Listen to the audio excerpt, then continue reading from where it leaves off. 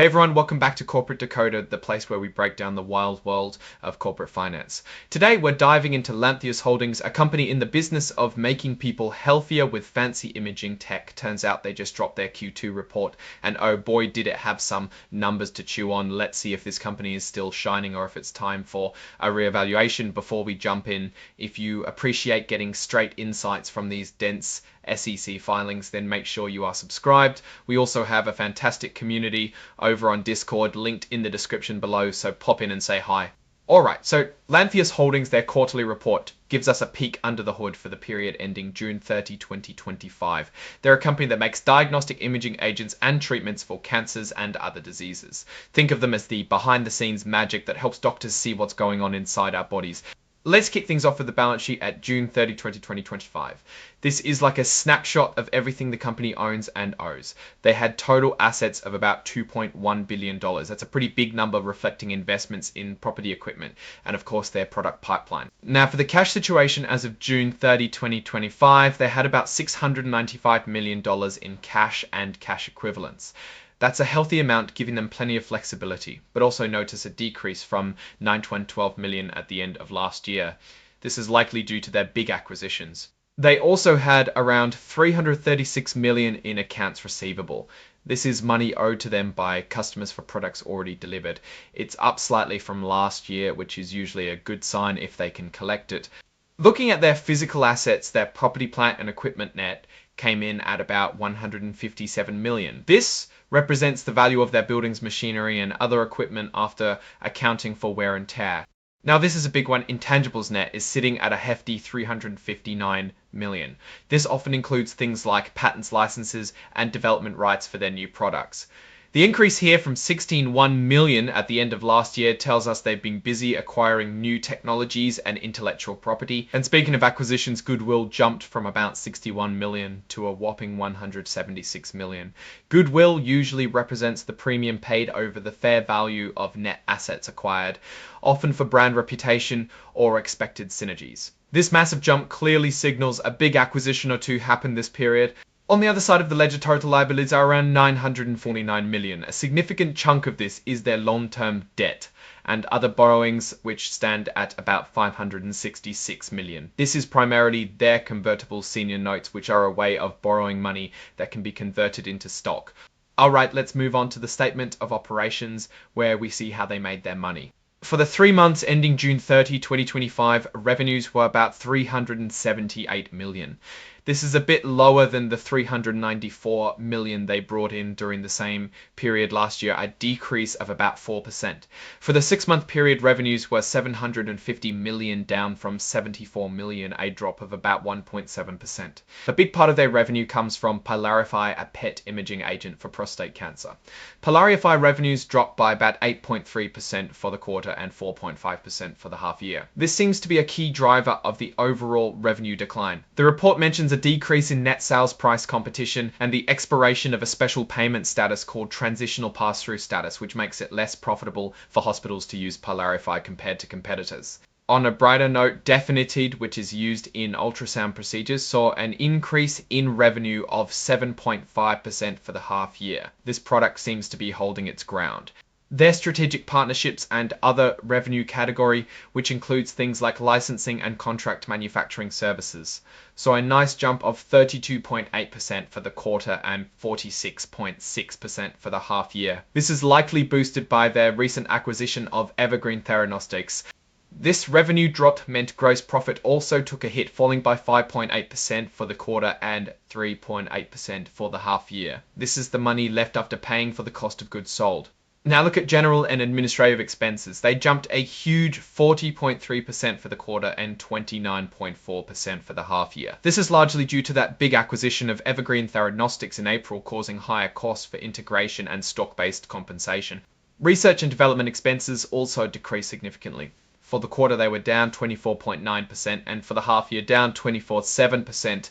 This might sound like bad news, but it's actually because they made some large R&D related upfront payments in the prior year periods. Despite the revenue dip and higher administrative costs, net income actually increased. For the 3 months ended June 30, 2025, net income was about $78.7 million, up 26.9% compared to last year.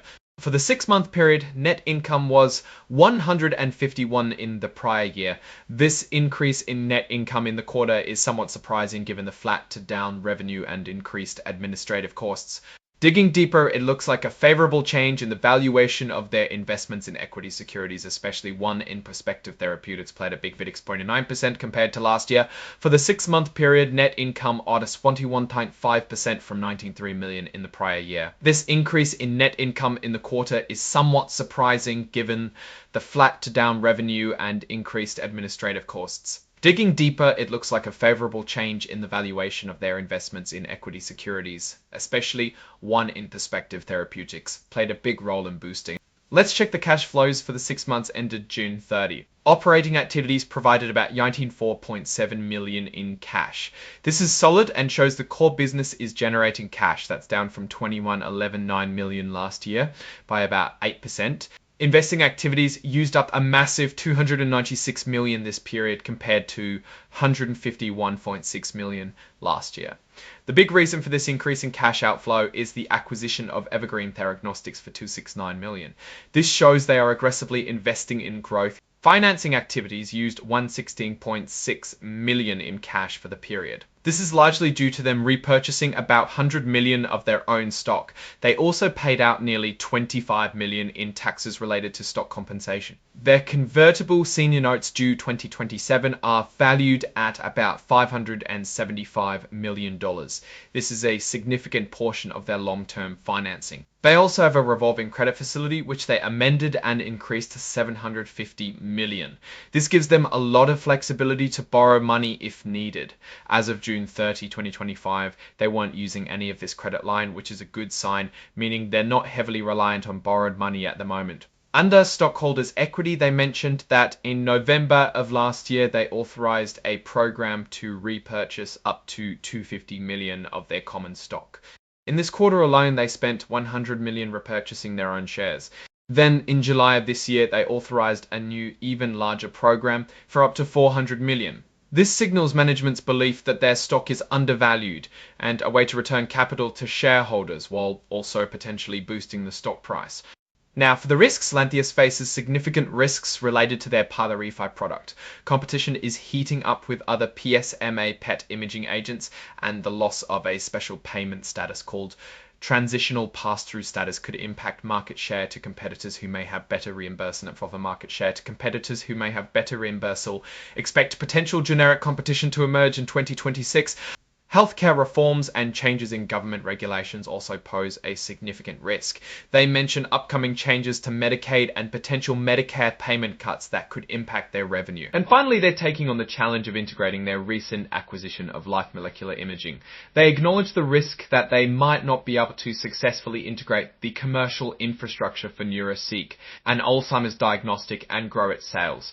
Okay, so what's my take on Lantheus Holdings? On the one hand, they are a leader in a growing field of radiopharmaceuticals. Their acquisitions of Evergreen and Life Molecular show a strong commitment to expanding their pipeline and capabilities. The increase in net income for the quarter was a positive sign, though largely driven by temporary investment gains. However, the declining revenue from their flagship product Pylorifi is a concern. The competition and reimbursement challenges are real and could put pressure on future sales. The significant increase in general and administrative expenses due to acquisitions is expected, but needs to be managed closely to ensure those acquisitions translate into profitable growth.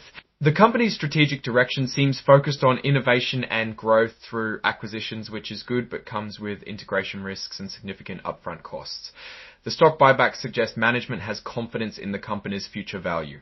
The biggest risks I see are the increasing competition in the prostate cancer imaging market and the complexities of navigating healthcare reimbursement policies. They need to prove that their new products and acquired assets can generate significant and sustainable revenue to justify the recent investments. Overall, Lantheus is in an exciting but competitive space. They've made some bold moves to position themselves for future growth, but they need to execute flawlessly to overcome the headwinds.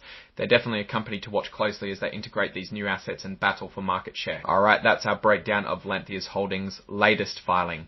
What's your take on these numbers and what they signal for the company's future? Drop your thoughts in the comments. If this analysis was valuable, hitting that like button really helps, and subscribe for more deep dives. Don't forget to check out the Discord in the description.